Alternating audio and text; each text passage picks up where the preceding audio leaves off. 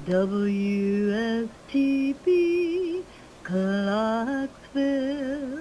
Hey everybody, welcome to today's session at St. Bethlehem's United Methodist Church with Pastor Richard Wesley and co-host Ashley Kettle. Enjoy.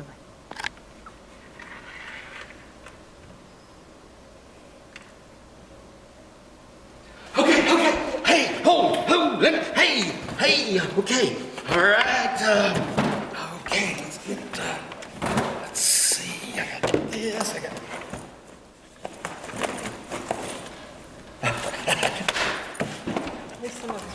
Hello and welcome to WSTB Clarksville. I'm Richard Wesley, and I'm here in the studio today with our co-host, Ashley Kettle. Ashley, it's so good to see you. I'm glad you were on time. And so we need to get right to our first newscast of the day. We want to talk about the traditional worship service that's taking place this Sunday at 9 a.m. We are looking at a story from the Gospel of John. It's in the 6th chapter. We've actually been building on this story for the last couple of Sundays. This is the lectionary text has grouped this feeding stories where Jesus is saying he is the bread and you've got to eat on him. And we've been talking about the Greek word that Jesus changes from feeding, dining on, when he talks about eating on him. Mark or John uses this Greek word that means to crunch through bone and flesh. It's an animal word crunching on a smaller animal, and it really bothers the people. When we're looking at that, I'm building that story off of one of Aesop's fables. You might be able to remember that fable when I tell you the title of the message this week. Who will bell the cat? One of Aesop's fables. Then, in our Exploring Life in Christ service, we are in Mark chapter 6. In this story, Jesus goes home for a visit, and it doesn't go well. In fact, the people are annoyed because of Jesus. The actual Greek word says they stumbled because of what he had said. One of the hymns that we're singing, it's going to be in the Exploring Life in Christ service, is Come Thou Fount of Every Blessing. Now, Ashley has been providing us the histories and the stories behind the hymns that we're singing on Sunday mornings, and you'll want to read this one. It's a great hymn, but the story behind it involves 3 different denominations. He begins Methodist, then he goes to a Baptist church and makes a spiritual decision in his life, which is not Methodist at all, but is very Baptist. And the third denomination that we get in the story of this hymn is when the Church of Christ takes this hymn that he wrote and puts it as the first song in their hymnal, and they drop verse 4. And even in our Methodist hymnal, we only have 3 verses, but Ashley has provided us with the verse that got dropped. It's exciting. So you'll want to be here and experience all of that.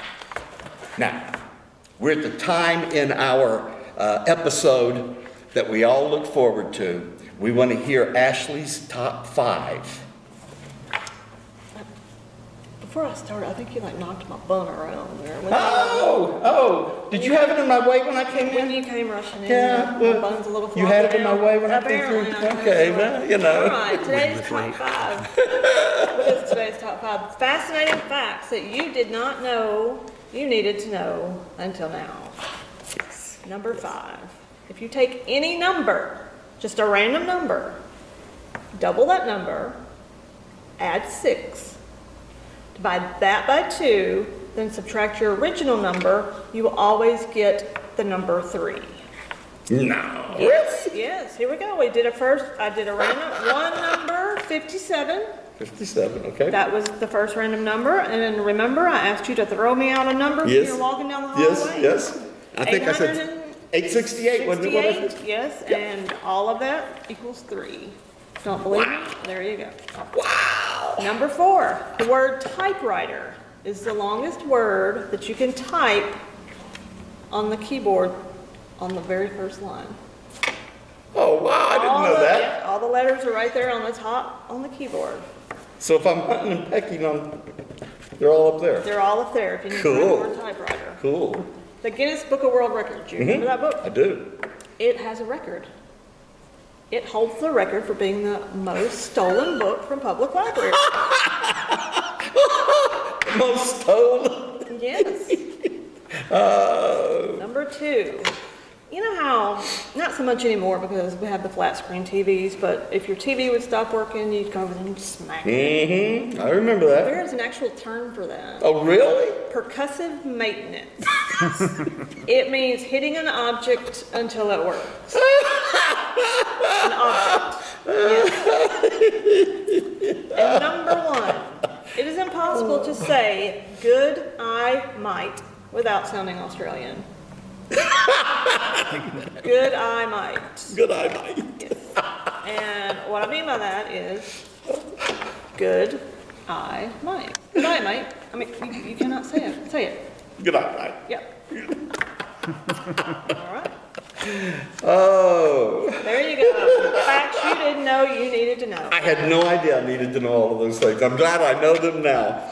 You will definitely want to be here next week when Ashley's top 5 gives her nightmares and calls her all kinds of anxious moments.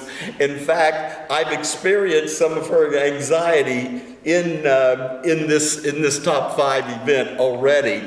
The top 5 that she's covering are the top 5 church bulletin bloopers. She's always afraid that she's going to put something in there that's going to sound like it shouldn't. So next week we're going to hear the top 5 bulletin bloopers. You can't say that 5 times without sounding silly. It'll be great. Hey, listen. You know, at St. Bethlehem, we have been encouraging our folks to do shoe boxes, Christmas shoe boxes. We package these boxes with toys and some practical items, but they go to our United Methodist missionaries for the children that they have in the communities that they serve. Now, those Christmas shoe boxes need to be in this Sunday. They have to be in this early so that we have adequate time to be able to ship them to where they're going, and then they have to be distributed from a common place, sometimes out into extreme rural areas where you can't hardly even get a vehicle out, but we have to get them to those missionaries in time for them to distribute them for Christmas.